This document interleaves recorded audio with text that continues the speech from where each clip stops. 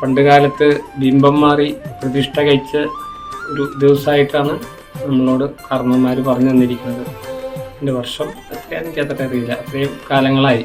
അപ്പോൾ പണ്ട് കാലത്ത് അമ്പലം തീപിടിച്ചതിനും ശേഷം വിഗ്രഹം മാറി, ആ വിഗ്രഹത്തിന് എന്തോ അംഗഭംഗം വന്നിട്ട് എന്തോ കാരണം കൊണ്ട് ആ വിഗ്രഹം മാറി പുനഃപ്രതിഷ്ഠ നടത്തിയ ആ ദിവസമാണ് മേടമാസത്തിലെ അത്തം നക്ഷത്രം.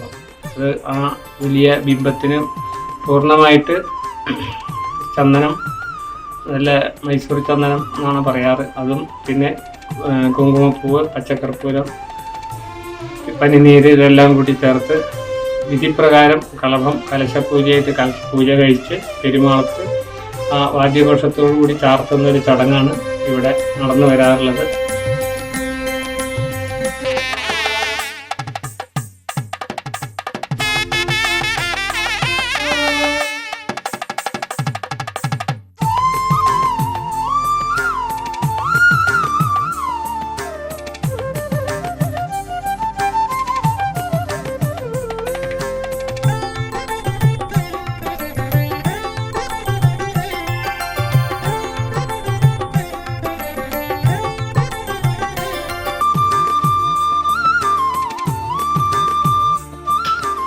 ഏതാണ്ട് 6000-ൽ മേലെ ആൾക്കാർക്ക് ഇവിടെ വരുന്ന ഭക്തജനങ്ങൾക്ക് ഭക്ഷണം കൊടുക്കുക എന്നതിലേക്ക് ഊന്നിക്കൊണ്ടാണ് ഞങ്ങൾ ബോർഡ് അതുപോലെ ഭക്തജനങ്ങളും തയ്യാറായിട്ടുള്ളത്.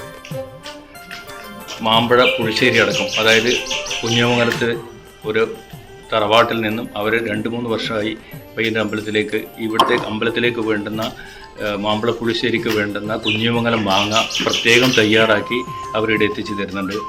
അപ്പം അതുപോലെ തന്നെ ഭക്തജനങ്ങളിൽ നിന്നും പല രീതിയിലും നമുക്ക് വേണ്ടുന്ന സംഭാവനകളായിട്ടും മറ്റു രീതിയിലും സാധനങ്ങൾ എത്തിച്ചു കൊണ്ട് തരുന്നുണ്ട്. എന്നിരുന്നാലും ക്ഷേത്രം വക നടത്തുന്ന ഈ കളഭത്തിന് വേണ്ടുന്ന അന്നദാനത്തിനുള്ള എല്ലാ സാധനങ്ങളും ഇവിടെ ഒരുക്കിയിട്ടുണ്ട്. നേരത്തെ സ്വാമി പറഞ്ഞതുപോലെ തന്നെ 24 കൂട്ടം വിഭവങ്ങൾ ഒരുക്കിയിട്ടുള്ള കളഭ സദ്യയാണ് ഇവിടെ നടക്കുന്നത്.